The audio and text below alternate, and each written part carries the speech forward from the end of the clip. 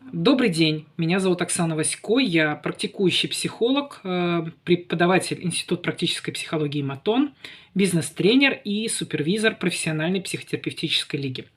Сегодня я с вами хочу поговорить, на мой взгляд, на очень интересную тему. Называется она «Как изменить другого человека». Тема эта родилась не на пустом месте, как вы понимаете. Это довольно-таки частый запрос в моем кабинете. Исходит он в основном от женщин. Они, знаете, так в конце сессии подходят и вкратчиво спрашивают: скажите, пожалуйста, а могу я вот своего мужа привести или своего ребенка к вам привести? Да? То есть муж и ребенок, они примерно на одном уровне, их надо привести. То есть муж совершенно не самостоятелен. Вот вы с ними поговорите, объясните им, как надо жить и, значит, со мной взаимодействовать, чтобы вот они изменились в лучшую сторону. Там, избавились от каких-то недостатков, стали более внимательными, заботливыми, решительными и так далее. И самое интересное, что мы ведь на 100% уверены, что знаем, как ну вот должно быть, да, как вот они должны жить, чтобы всем стало хорошо. Ну, в первую очередь, конечно же, нам. То есть мы, знаете, так на одну скамеечку с Богом присаживаемся и решаем, кто во что должен одеваться, кто должен как говорить, кто что должен есть, от каких привычек избавиться и так далее. Значит, почему так происходит, да? Почему мы так яро хотим переделать другого? У меня на это 3 причины, в отличие от Игоря Николаева, у которого обычно 5 причин, и я вам сейчас их озвучу. Значит, первая причина. Так кто-то делал с нами. То есть, когда мы были маленькими, наша мама могла нам говорить следующее. Значит, мол, прекрати капризничать, да, иначе там, не знаю, игрушку не получишь, или я с тобой не буду разговаривать и так далее. То есть, по сути дела, послание такое: прекрати баловаться, иначе я тебя не буду любить. Либо наоборот, значит, если ты будешь хорошим мальчиком, хорошей девочкой, да, вот будешь вести себя спокойно, то получишь конфету, и мама тебя будет любить. То есть вот у нас наглядно условная любовь. Делаешь вот это, лишаешься маминой любви. Делаешь вот это, получаешь мамину любовь. Хотя мамина любовь, она вообще, по сути дела, безусловная.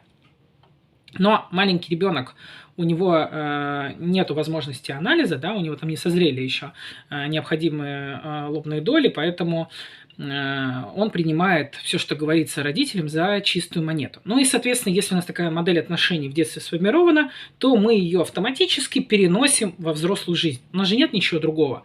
Да, мы еще как бы по-другому не научились взаимодействовать с миром. Некоторые до конца жизни взаимодействуют так, как это было в детстве.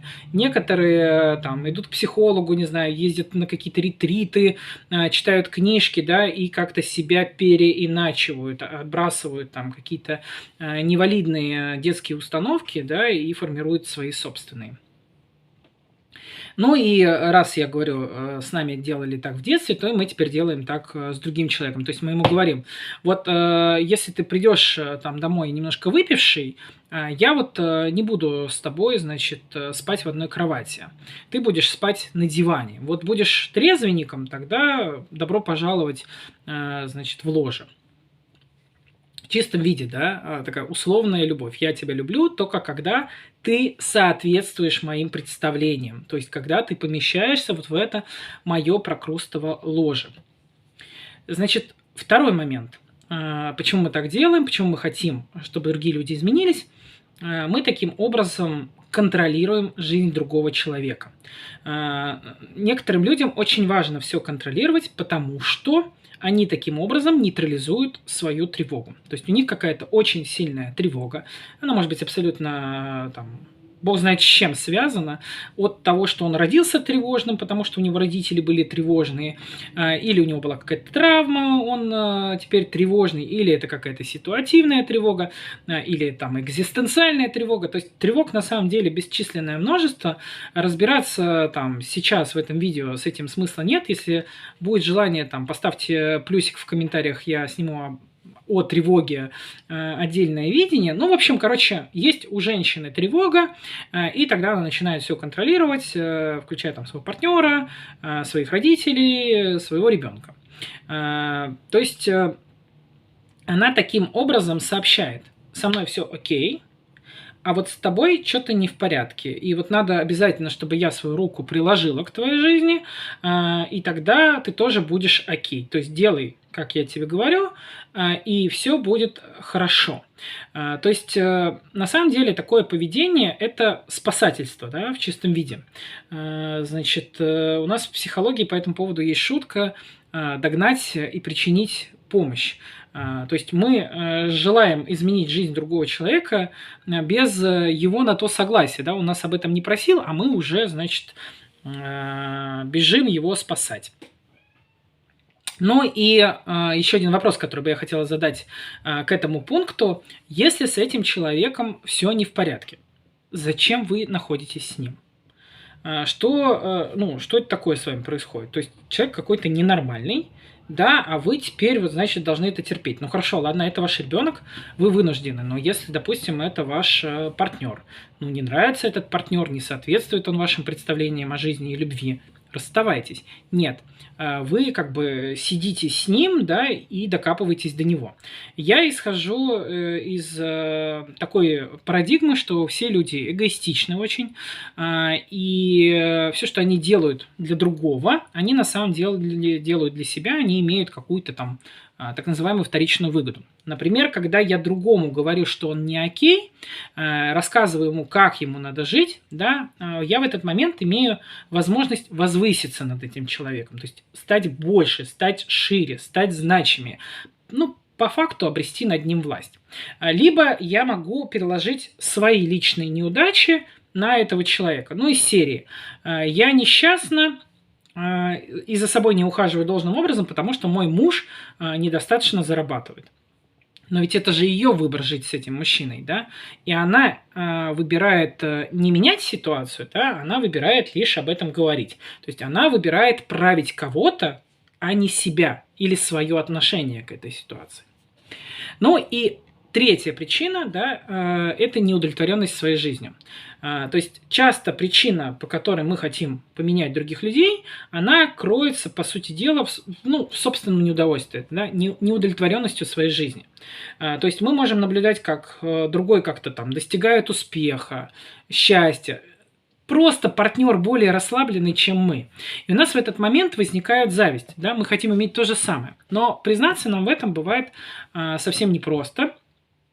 Да и если мы это признаем, нам тогда надо что-то со своей жизнью делать, да, выходить из зоны комфорта, работать над собой. Не просто, согласитесь. Гораздо проще устранить счастливчика, да, и сказать ему, что это на самом деле с тобой что-то не в порядке, живешь, радуешься жизни, пока все тут вокруг тебя страдают. Вот будь любезен, пожалуйста, с завтрашнего дня, веди себя хорошо, страдай вместе со всеми, не надо тут выделяться.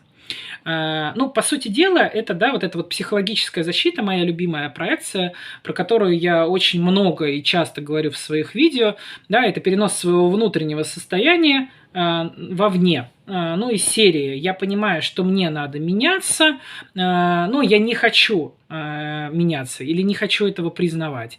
И я тогда переношу это внутреннее желание на другого. Я говорю, раз я не хочу меняться, значит, поменяйся ты. Да? То есть, если мы были... То есть я была серой, а ты был розовым, то будь, пожалуйста, добр, тоже завтра стань серым. Вместо того, чтобы самой, да, там как-то наполниться красками яркими, да, и стать лучше. В заключение я хочу сказать, что наш партнер, его достоинства, его недостатки, или там наш ребенок, или наш родитель, или наш друг, неважно, да, это на самом деле как бы наше видение. Да? Мы его через свою призму, через свой не всегда позитивный бэкграунд вот так вот видим. То есть, на самом деле, реальность и наши представления, они вот достаточно далеко друг от друга находятся. То есть, партнер или там ребенок, или родитель, он не такой, каким мы его видим.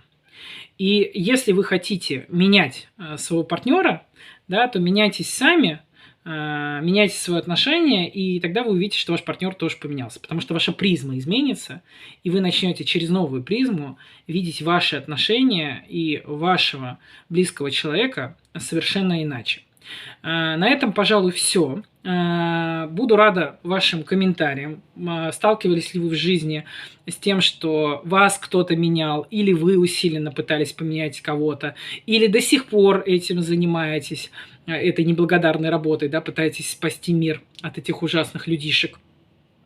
Подписывайтесь на мой канал, ставьте лайки. Если вы чувствуете, что у вас есть какая-то проблема, с которой вы самостоятельно разобраться не можете, то приглашаю вас к себе на консультацию. Все контакты оставлю внизу. И я с вами прощаюсь. До скорой встречи.